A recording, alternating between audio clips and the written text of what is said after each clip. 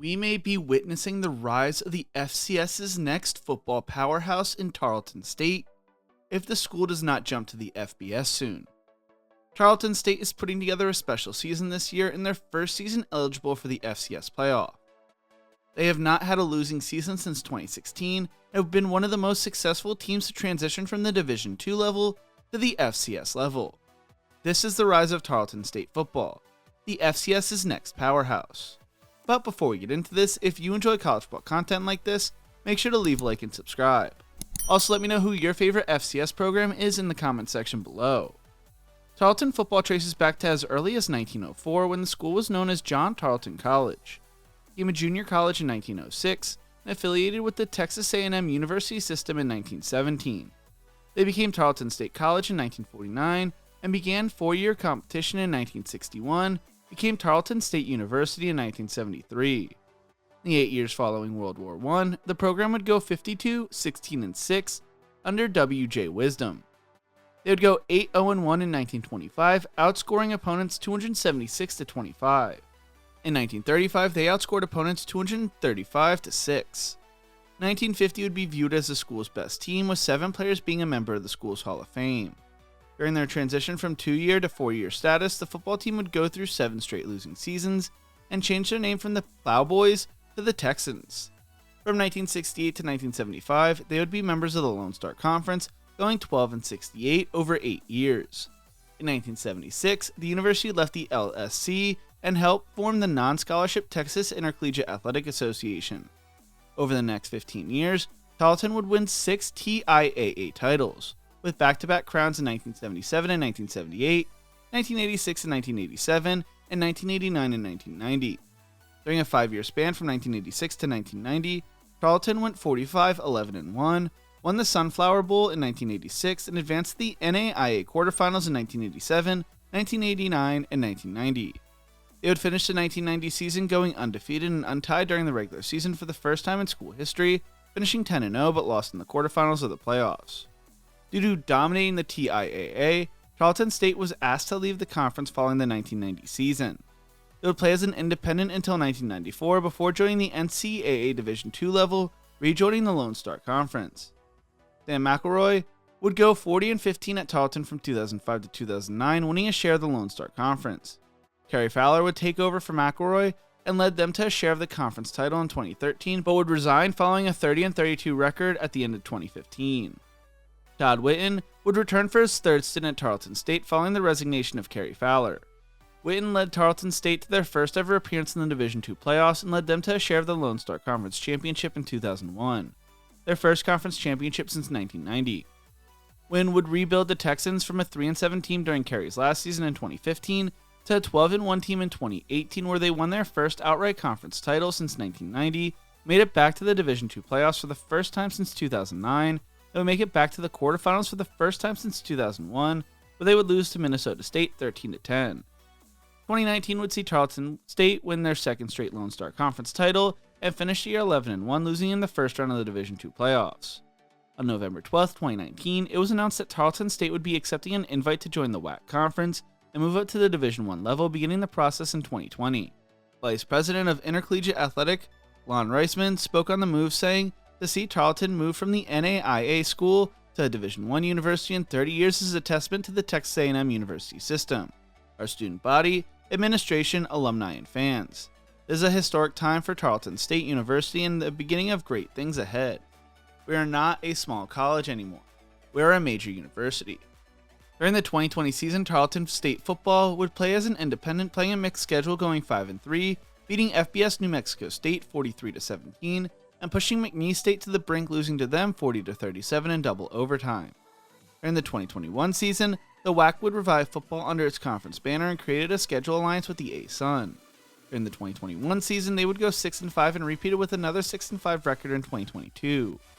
During the 2022 season, there was a lot of excitement surrounding the program as they continued to perform at a competitive level throughout the transition. Wynn spoke on the process, saying, "The reclassification process is hard, very difficult.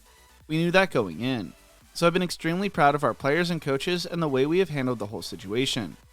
According to Dave Campbell's Texas Football's Corey Hogue, Tarleton had to adjust to the growing pains by increasing their staff and convincing players to come to play for the Texans even though they wouldn't be playing for anything the first 3 years due to the NCAA transition rules. Wynn went on to say, "We lost a lot of recruiting battles back in those days. It was a hard sell, but we have to move through this process. It's getting easier and easier. This next class will probably be our best class, but they'll be freshmen next year."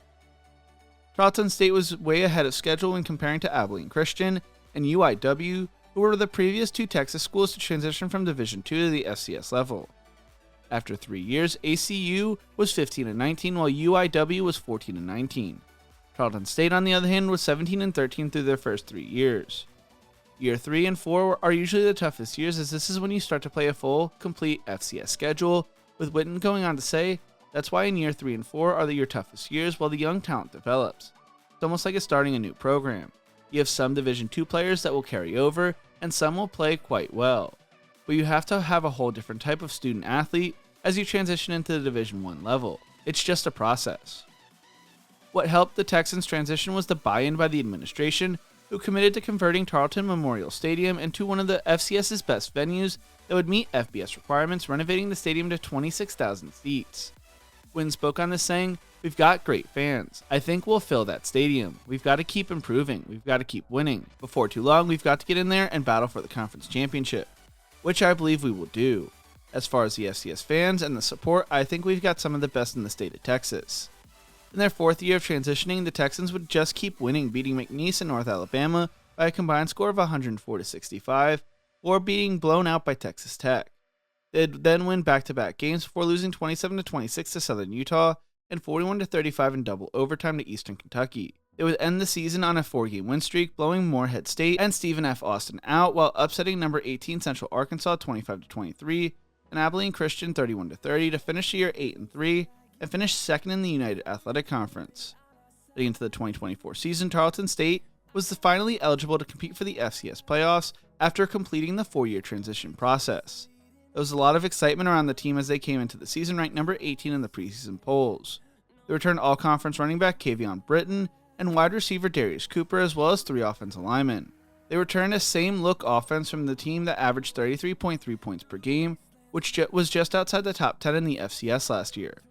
They returned their starting quarterback, 2 running backs that rushed for over 1,000 yards in a season, their top 3 wide receivers, and 5 starting offensive linemen. On defense, they returned 5 of their top 8 tacklers from 2023 as well. They would open the season with a 26-23 win over McNeese during Week 0, before being blown out by Baylor on the road 45-3.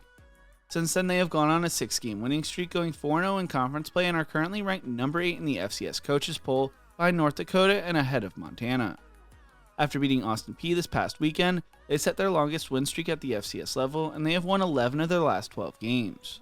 The Governors won the United Athletic Conference last year, going 6-0 in conference, going 9-3 overall, with a run to the NCAA FCS Playoffs. The Texans have continued their best Division I start this season. They last started 7-1 or better in 2019, when they were 8-0. They closed out the regular season playing Eastern Kentucky, Abilene Christian, and Central Arkansas at home, and traveled to West Georgia with the hopes of making the FCS playoffs during their first opportunity. Earlier this year, Tarleton State was linked to making the jump to the FBS by being in the discussion with the Mountain West Conference, according to Yahoo's Ross Dellinger, and the Athletics' Sam Kahn and Chris Vanini, which surprised a lot of people. The school has grown to over 18,000 students over the past few years and is in its golden age, according to Texas A&M System Chancellor John Sharp. According to Hogue, the Texans have the attendance, funding, and most of the infrastructure and facilities to make the move to the FBS.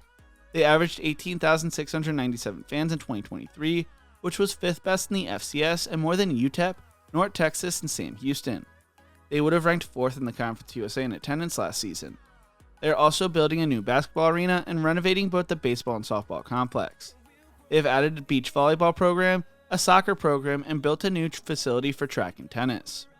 They are one of 3 teams since 2004 to post winning seasons during all 4 years of the reclassification process. If the call comes to join the FBS, they will be ready, and until then, they could become the next major power at the FCS level. What do you think? Where does Tarleton State football go from here? Let me know in the comment section below. If you enjoyed this video, make sure to check out one of my other videos YouTube thinks you will love right here. Thank you so much for watching, and as always, remember to embrace the grind.